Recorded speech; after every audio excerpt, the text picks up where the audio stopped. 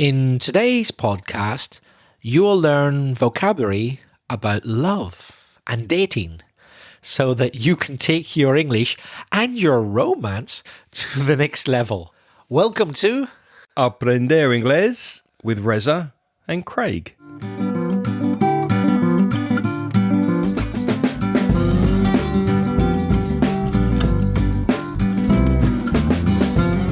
Hi, I'm Reza. And my name's Craig.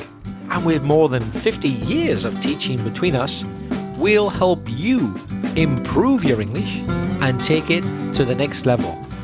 So Craig, how are you doing?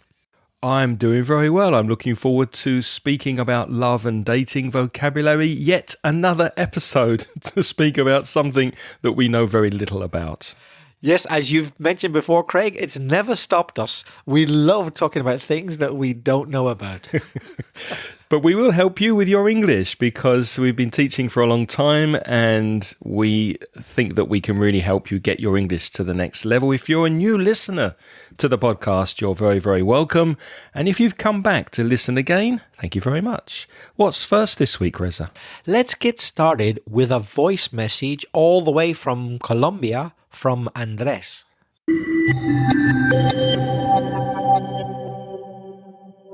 Hey Reza, hey Craig, this is Andres from Colombia.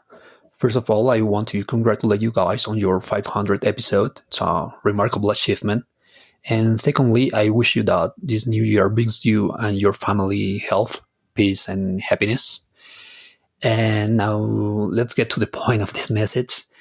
I'd like to suggest an episode about love and dating because recently I was trying to explain to a friend of mine that I was going out with someone, but with no romantic implication. But apparently in English, there is a difference between dating and going out.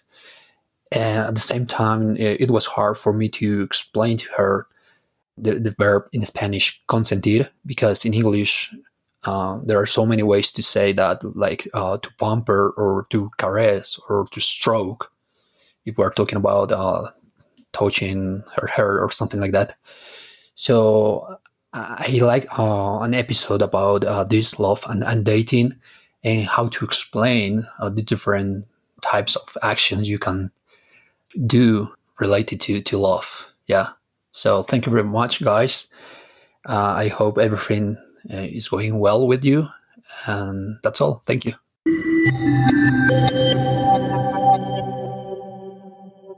Thank you very much, Andres. It's lovely to get your message, which was very, very well recorded. I couldn't hear any problems with it whatsoever. Your pronunciation is excellent. Your fluency is very, very good. Do you have any comments, Reza? Did you notice anything? I would say exactly the same as you, Craig. I didn't notice any mistakes at all, and I thought that your pronunciation was excellent, Andres. Well done. Yep, and thank you for your kind words about the podcast.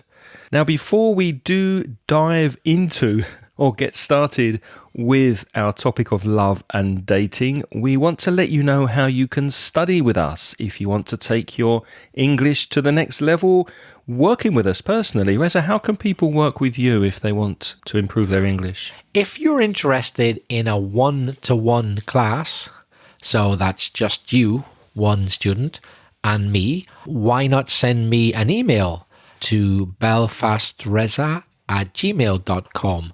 The benefits of a one-to-one class are that you decide, with my advice, what you need to focus on. Whereas in a group, you're a little bit more restricted to the group dynamic, although groups have advantages as well, but perhaps you need more specialized, particular, tailor-made, that means designed just for you lessons. If that's the case, send me an email.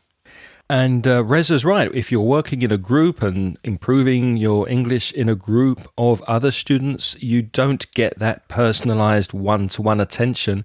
In my conversation groups, though, we work and focus on fluency and speaking. So we don't study a lot of grammar and the technical side of English. We focus on improving your confidence, getting you speaking and interacting in English with a group of lovely students. So if that sounds appealing to you, if you like the sound of that, then send me an email and I'll give you more details. You can reach me at Craig, Craig, at inglespodcast.com.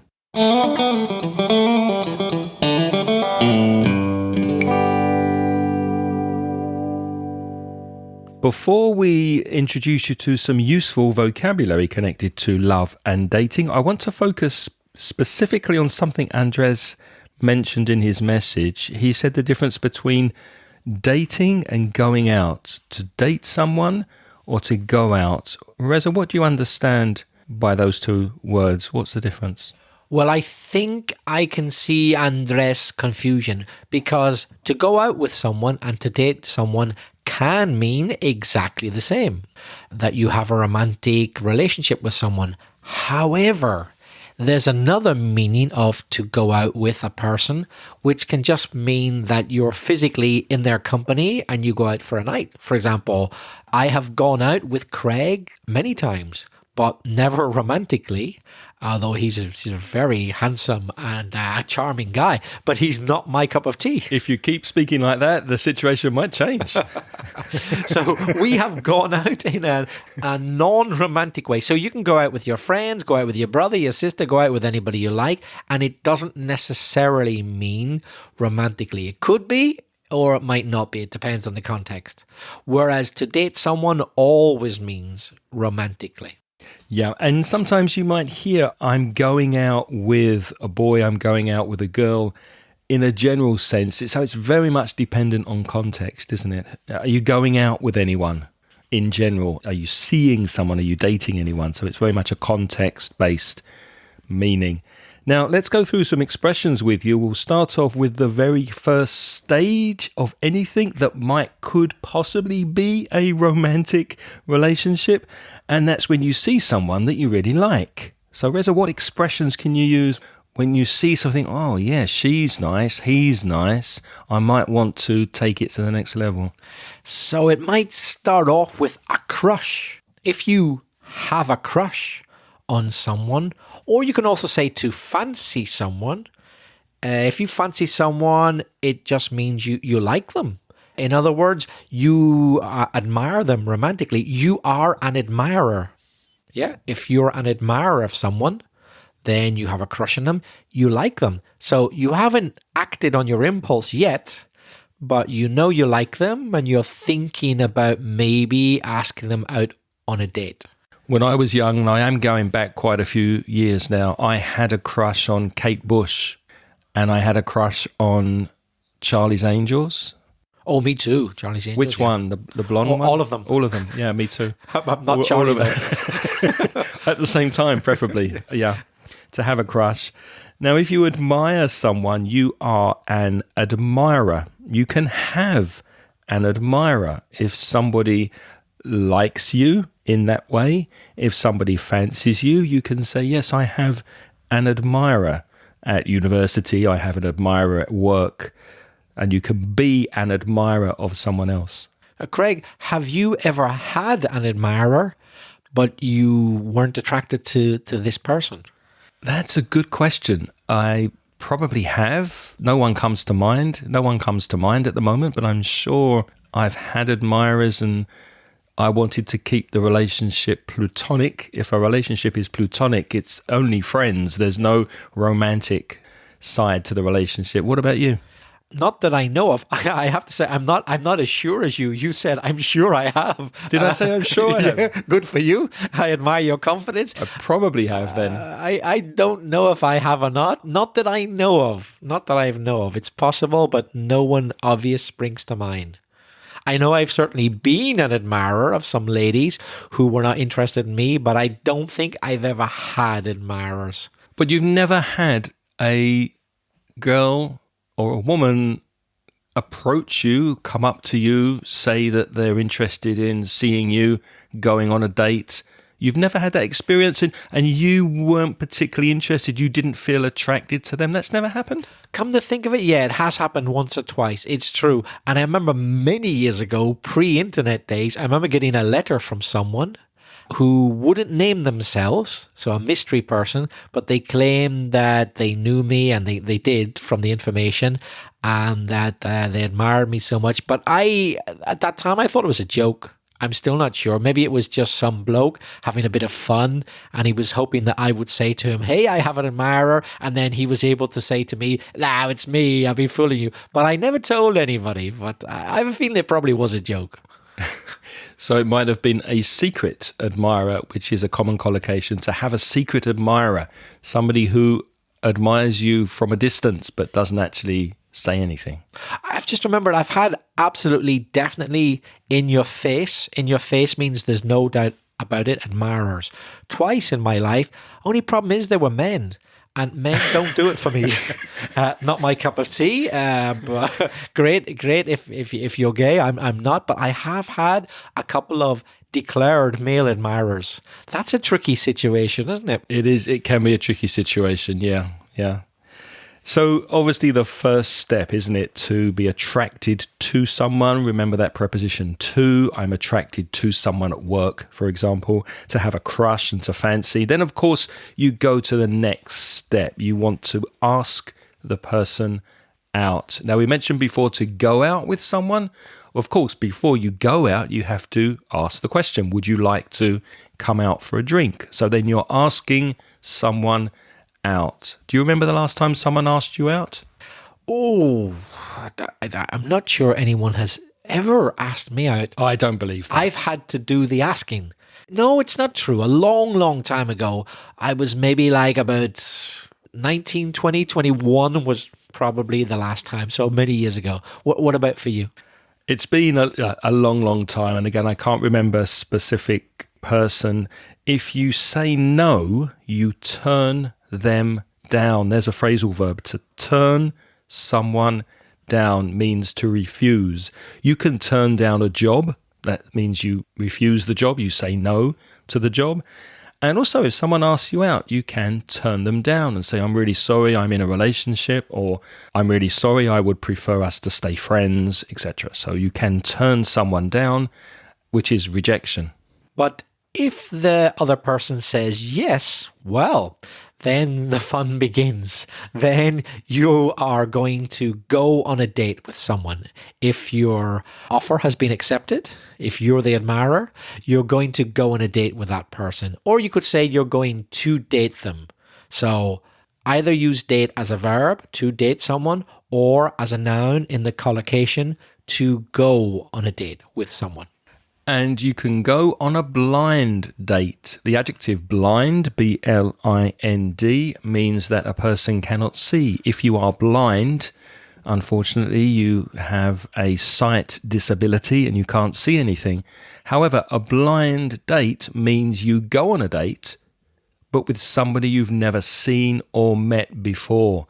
And this sometimes happens when friends know you and they know somebody else and they think, oh, these two people will be perfect together, absolutely perfect, which always ends in disaster, doesn't it? But if your friends introduce you to somebody, maybe you arrange to go out on the phone or you send messages and you arrive at the restaurant or the bar and you've never seen each other before.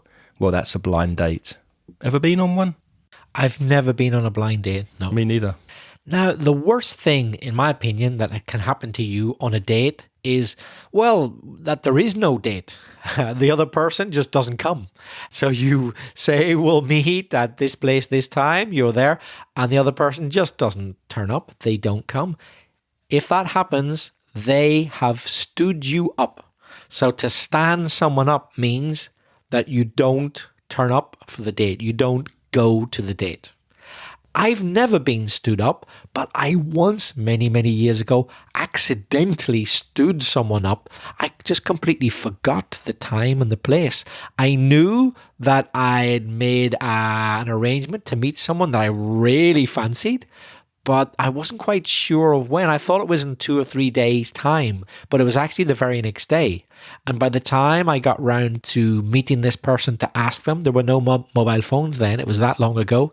The date had already passed, and it hit me when they were really, really rude to me. Oof. And then I realized that I'd stood them up, that the time had passed. Did they forgive you? No.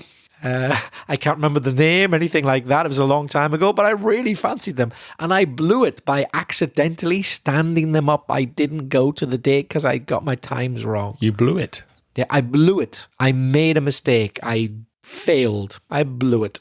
And they were gorgeous. They were gorgeous, I remember. Oh dear, Reza. Oh dear. What about you? Have you ever stood anyone up or been stood up? I've never stood anyone up as far as I can remember. I certainly wouldn't do that on purpose. That's a horrible thing to do to someone. But I can't remember if I've ever been stood up. Probably when I was really young, but no, I can't remember any instances, any examples of it.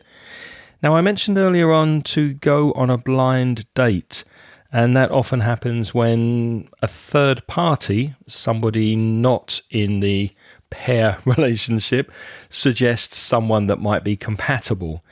And if that happens, you can say that they fix you up with someone. Lots of phrasal verbs this week, isn't there? To stand someone up, to go on a date, to turn someone down. Well, now we have to set someone up or to fix someone up with someone. So very often a common question when you meet a couple is to say, how did you meet? How did you meet each other? Oh, a friend set us up, you could say, or fixed us up. My sister fixed us up. She introduced us to each other. Now, obviously, you don't need me to say when you're on the date, you're probably going to flirt with each other. So to flirt with someone, as you probably know, means to say things to make them feel good and to make it obvious that you like them.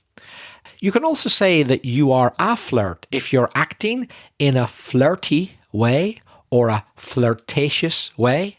They're the two possible adjectives. Then you are being a flirt. You are flirting. You might pay that person a compliment. To pay a compliment doesn't involve money, despite the word pay. To pay a compliment, like to pay attention, is a collocation with pay, but it's not about money. It simply means to say nice things to people. You pay them compliments. Craig, do you have any classic pickup lines? Anything that you say, any specific compliment which you like to use when you're trying to flirt with someone? Well, I wish I had known this before I met my wife, because her name is Angeles, and I could have said to her, is your name Angeles? Because it looks like you've come down from heaven. Oh, that's so corny. Corny means like so obvious, so just too basic. Oh, yeah, wow. I don't think she'd appreciate that these days. I'm glad you didn't say that. As a chat-up line, a pick-up line, it's very corny. If something's corny, it sounds a bit old-fashioned, maybe from an old movie, something you wouldn't say, definitely not cool. And was it easy to chat your now wife, but she wasn't at the time? Was it easy to chat your wife up? Not at first, no. It was difficult at first because my chat-up lines were obviously not very good. So it took me quite a while. But what really brought us together, I think, was a very similar sense of humour. I think that's very important in a relationship. So when we discovered that we had a very similar sense of humour, we were laughing at very similar things, and I think that helped to bring the relationship along. So Greg chatted up his wife with humour. You notice the preposition up, it's very important because to chat just means to talk. I'm chatting to Craig right now, but I don't have any romantic intentions. But whenever it's with a romantic intention, you need that preposition. So to chat someone up is you're chatting, you're talking to them because you want to pick them up. You want to because they've fallen over, because they're on the ground. No, another meaning of pick up means to start the romantic relationship, then at the physical level, let's say. So you're now officially a couple. You've been successful. So one thing is to chat to a person or with a person. You can chat to anybody, but to chat someone up, The preposition means specifically with romantic intentions. Yeah, you often hear the expression, he tried to chat me up in a bar, or this guy or this woman tried to chat me up in a pub, for example. Speak to me with the intention of starting a relationship or having sex even.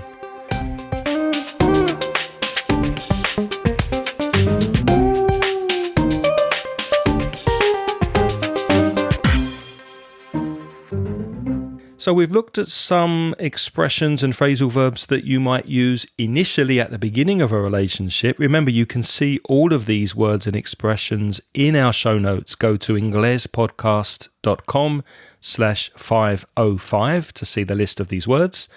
Let's look at some ways of describing people now, how their appearance looks to you. If I called you hunky, Reza, you're a bit of a hunk. What would that mean? It would probably mean you're gay, first of all, because it's not very common for men to describe other men as hunky unless they're being sarcastic, yeah? Unless you're gay. So it's normally the type of thing that a woman or another gay man says about a man. Yeah, oh, he's hunky, he's a hunk. But I wouldn't say of my friends, oh, you're really hunky. I would say, oh, you're a handsome fellow. You're a good-looking man, yeah? Hunky's more of like... I'm saying that, oh, I like you, right? In a sexy way. Yeah, not just that you're good looking, but that I like you. So it's a sort of thing that a woman says to a man that she likes, or a gay man to another man. It's like, oh, he's hunky, he's a hunk. And I want to emphasize that you would not use that for a woman because that could be quite offensive. In the same way that handsome is an adjective to describe a man more than a woman, although you can say she's a handsome woman, but it's not that common. So what are some typical words for men or women to describe women? Well, I would call a woman pretty, beautiful. You could say that she's cute, C-U-T-E, but you can also call a man cute. Or a cutie, C-U-T-I-E. She's a real cutie. She's very attractive. One little footnote, that's like something added about a woman calling a man cute. Foot fetish. No, a footnote, an added thing like you see at the bottom of a page in a book. If a woman calls you cute, it's quite often a way of saying, you look good, but you know what? I'm not interested, isn't it? Cute's like, oh, God bless you. I like you and you're fun, but you know what? I don't fancy you. It quite often implies that, doesn't it? It could be negative, yeah. It could be a way of saying, oh, isn't he cute? Like a little puppy. Like a little boy, but not much of a man. But not very hunky. No. You can talk about someone being charming. That's a way to describe somebody. Or a charmer. Now, I was trying to think when I was coming over to record with Reza here at his place, I was thinking on the bus, well, how can you explain charming? Well, I can think of people who are charming. See if you agree. I think Michael Caine is a charming man. He is. I think Stephen Fry is a charming person. And George Clooney is charming, isn't he? No doubt about it. So it's kind of a way of... Your personality is very engaging. It's very warm. Can you explain it in a better way? I can't think of any other ways to. Charming, or although it's a little bit more old-fashioned, enchanting. It's like the Spanish word encantador, yeah? So if someone is charming, they're enchanting. They've charmed you. Like they've used their skills to make you like them. They may or may not look nice. Physically, you might not even like the way they look, but the way they speak, the way they present themselves is so nice that you can't resist them. They're charming. It's used for men or women, but I would say that women use it more to talk about men, particularly men that aren't perhaps obviously physically attractive, but the things they say, their knowledge, the things they do are charming. Other words you could use to describe someone, charismatic. If a person has a lot of charisma, which is quite similar to charm, then they are charismatic. He's a very charismatic person. Very stylish. That reflects the way you carry yourself, the way you move, the clothes you wear, the image you project. Glamorous is another adjective.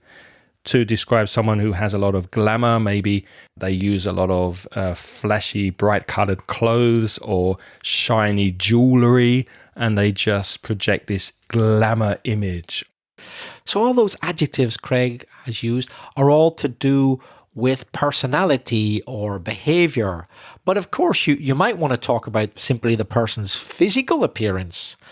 So you could say that someone is good looking or attractive, a bit more extreme, gorgeous, or a slightly old-fashioned one, but used kind of in a fun way, dishy, particularly in British English. Like food. Yeah, you're good enough to eat. You're like a dish, and people say he's a dish or she's a dish.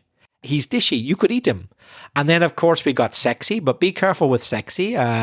You don't want to say that word to the person's face until there's a certain amount of trust between you, because it could be a bit too presumptuous, let's say. But bit too forward. Sexy. Yeah. Or hot. Perhaps hot's a better, more moderate version of sexy. You could be on your date with a woman and could say, hey, I had no idea from your profile picture that you were so hot in real life. Probably better than saying sexy, I would say, on a first date, for example. Yeah, although good looking might be safer. Now, Andres spoke at the beginning about some confusion with these terms. There's one thing that can be confused, and that is girlfriend. If you have a girlfriend in American English, that could just be a girl who is a friend, especially when two girls go out together and you say, how do you know each other? And say, oh, she's my girlfriend. That doesn't necessarily mean that they are lesbians. That just could mean that she's a friend, because in American English, we use the word girlfriend just to mean a friend. Although in British English, a girlfriend always implies a romantic connection. So this is my girlfriend. This is the person I'm romantically involved with. So let's imagine you've been on your date with your hot, sexy, glamorous, hunky date. A date can be the person that you're on a date with. So you like your date. That means you've fallen for someone. So this is the next stage. During the date or by the end of the date, you realize, yeah, I like this person. I want to see more of them. I want to take it further. You have fallen for someone. Not just fallen. That would mean you've had a physical accident. No, you've fallen for someone. You've fallen in love, you see. You've fallen for someone. Don't you think it's interesting that in these romantic stages, first of all, you pick someone up and then you fall for them? It should be the other way around. First you fall for them and then they pick you up. I hadn't thought about that, but it's a good point. Now, someone can be your type. T-Y-P-E. If someone is your type, that's the person who you're attracted to, the person whose physical appearance might appeal to you, or you really like the way the person is, then that's your type. For example, some people like people with blonde hair and some people like people with dark hair. What's your type? What type of person do you usually fall for? So if the date has gone well, you're going to get off with that person. To get off with, more phrasal verbs. You see, as Craig said, we love phrasal verbs in the world of dating. If you get off with someone, to get off with someone is that you've taken that first date then to the next level. You are now going to be a romantic couple. You're going to go out with someone romantically because you've got off with them. A couple more phrasal verbs. You've got to get together. Now, to get together can just mean with friends. Oh, I'm getting together with an old friend this weekend. So it could mean no romantic involvement whatsoever. However, if you get together with someone on a date, that does mean that you had physical attraction, maybe you kissed, and say, yeah, we got together. We actually started our romantic involvement. And of course, in order to do that, it's important that you hit it off. Yes, I use the verb to hit. Now, that doesn't mean you tried to kiss the other person and they slapped you, they hit you. No, to hit it off means to have a wonderful time. you're into each other, you've definitely got the right chemistry, so you hit it off. You felt completely comfortable with the other person. If you're really lucky and the chemistry, the rapport is really good, you may have found your soulmate.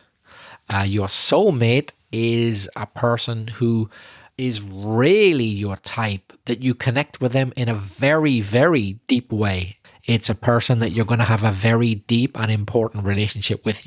You could have found your soulmate on your date. Did I ever tell you that I dated a chemistry teacher when I was younger? Oh, no? Yeah, but we only went out together for about 3 weeks because we didn't have any. You didn't have any chemistry. Yes, that's the word I was looking for. Rapport. So let's say you think you've found your soulmate, or simply you've hit it off with that person and you just want to be with them. It could be long-term or short-term. You might want to check first. You might like to ask them if they're with someone, or you might ask them, are you in a relationship? So just because you're on a date, you might not know everything about that person. Maybe they hadn't stipulated if they were single or not. They might already have a partner. So it might be a good thing just to check and say, are you with someone, or is there someone special in your life, or are you in a relationship? And when you go out with someone and you'll probably be in a bar, maybe a restaurant, and then the bill arrives. You have to pay for the meal, you have to pay for the drinks. There's a useful expression, to go Dutch. Dutch as in, the nationality, people from the Netherlands, D-U-T-C-H. Now, the expression to go Dutch means to split the bill, to divide the bill equally. So if the partner says, shall we go Dutch? That means, shall we split the bill? You pay your half, I'll pay my half. Now, listeners, I don't know if you remember in Andres' message at the beginning of the podcast, he talked about pampering or spoiling your partner. So you might insist on paying the bill. You might insist on giving gifts to your date and lavishing. That means spending extravagantly on that person. You might insist on drinking champagne, etc. If you're doing that, you are pampering them. You are spoiling them in a nice way. Andres also mentioned the verb to caress, C-A-R-E-S-S. If you caress your partner, you're touching your partner with a very soft, stimulating way of touching them. So there is some sexual implications in there. It's not only touching your partner, it's touching them in a very soft, gentle way in order to stimulate them. You caress their neck, you caress their face, very gentle touching. It's a nicer way of saying to stroke. S-T-R-O-K. Although you could use the word stroke, but we normally specify which part of the body you're stroking. You just say, I stroke a dog. Yeah, that means you touch a dog because that's what you do with dogs. They feel nice. But with a person, you might say, I stroked her hair, or I couldn't resist it. I had to stroke her leg. So it's a slightly less romantic way of saying caress. There's another word which you want to be careful with. I spoke about to stroke a pet. Strangely, the verb pet can also be a verb. To pet a person is nothing to do with animals. If you pet a person, that means you're touching them, but in a sexual way. And very often it might not be appropriate. So petting, when you pet someone, means touching them in a sexual way. And if you do it in a very extreme way, the collocation is heavy petting. So most couples, when they meet the first night, don't go for heavy petting, but hey, some people do. That's up to you. That's your choice. So the verb to pet someone is to touch someone in a sexual way, which is pretty obvious. It might be a good idea to mention at this stage the expression a one-night stand, which is when you go on a date, it becomes romantic, you do have sex, but then you don't see the person after. It's only a brief sexual encounter for one night, and you do sleep together. A one-night stand is the expression. And of course, when Craig says you sleep together, it's a euphemism. The one thing you don't do is actually sleep. So it's a nice way of saying the other thing you can do in bed with someone when you're not actually sleeping. But, we prefer to not say the obvious word. Doing crosswords. Reading a good book. Reading a good book. Now, we've had the initial stages of our relationship. We've flirted with someone. We fancy someone. We've gone out. We've had or maybe not had a one-night stand. Now comes the next step of the relationship, and you settle down with your partner. Another phrasal verb, to settle down, usually with someone, but not necessarily. So you can settle down with your partner. That means you're in a stable, steady relationship. Just you and your partner. Now, if you move to another country or you change cities, you can settle down in a different place, which is a slightly different meaning. That just means that you've changed places and you're happy where you are. You've changed your environment. You feel stable where you are. For example, Reza and I settled down in Spain about 25 years ago. If you're unlucky on your date or the person that you are going out with on a date may be lying to you. They may have told you that they're not in a relationship with someone, but it may not be the truth. And if that's the case, they are cheating on you. They are cheating on you. They are seeing another person. We could also say they are two-timing you. They're a two-timer, a person who has two romantic partners, but they haven't been honest about it, and the partners don't know. So hopefully that's never happened to you. We hope no one has ever two-timed on you. If they have and you discovered, I imagine you probably broke up with them. So to break up or to split up with a person is to end the relationship. And an informal way of telling your partner that you don't want to go out with them anymore romantically is to dump someone. Not a very nice word, D-U-M-P. That's where you put rubbish sometimes, isn't it? A rubbish dump. But the verb to dump is a not very nice way of saying you've split up and you don't want to see that person anymore. You could also say to give someone the elbow, which means to push them away from you. So to give someone the elbow, yep, I don't want to see you anymore. So it's much more polite and more politically correct to say we've broken up, we've split up. And now it's your turn to practice. We mean practice your English, not practice going out on a date. Well, you could combine both, I guess. You could practice your English while out on a date if you are with a native English speaker, or even a non-native speaker who speaks a different language to you. Or simply, if you want to tell us about your experiences, do you remember your first date? Was it love at first sight? Did it go well? Did you get off with each other? Did the person cheat on you? Whatever information you've got, please get in touch with us and let us know. You could send us a voice message to SpeakPipe, speakpipe.com/Ingles podcast. Or you could send us an email with a comment or question. Emails go to me, Craig, C-R-A-I-G, @inglespodcast.com, or to Reza @Belfast, Reza, R-E-Z-A, @gmail.com. If you're a Spanish speaker and you want to study for free, yes, free, you could visit the Mansión Inglés website and check out the online store for some paid products as well as the free material, ebooks, audios, and other self-study material. It's store, S-T-O-R-E, .mansioningles.net.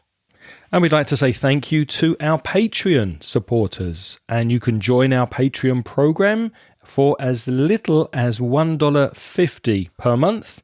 And by doing that, you get instant access to the transcriptions of this podcast, which means you can read every word that we say. And that might be especially useful if we're speaking too quickly for you and you'd like to slow us down and also read the text. Although remember, in most podcast players, you do have that button that can slow down the audio. So if we are going a bit too fast, you can slow us down to half speed on your podcast player.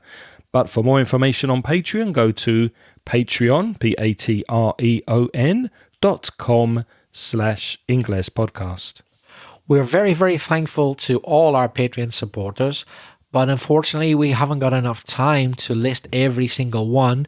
So what we do at the end of every episode is mention the most recent supporters who've joined us, and they are Pau Romero Ruiz, Fatima, Julian Gomez, Juan Carlos Ramos Mendoza, Annie, Ezequiel Zupel, Ruby, Jorge Alberto Borda, and Juan Carlos Rodado. And thanks to Juan Carlos Rodado, who's increased the amount he pays in his donation. A big thanks to all of you. And in these podcasts, we've spoken quite a bit. Well, today was vocabulary, but we've spoken about how to improve your speaking, your listening, how to improve your reading. We've spent some time on that in the past, but we haven't really spoken enough, in my opinion, about how to write better English. So join us next week. We'll speak about how to improve your writing in English and give you some tips and advice about that. Until next time, thank you for listening this week. It's been an absolute pleasure to have your company. Until next time, it's goodbye from me. And it's bye-bye from me. The music in this podcast is by Pitts. The track is called See You Later.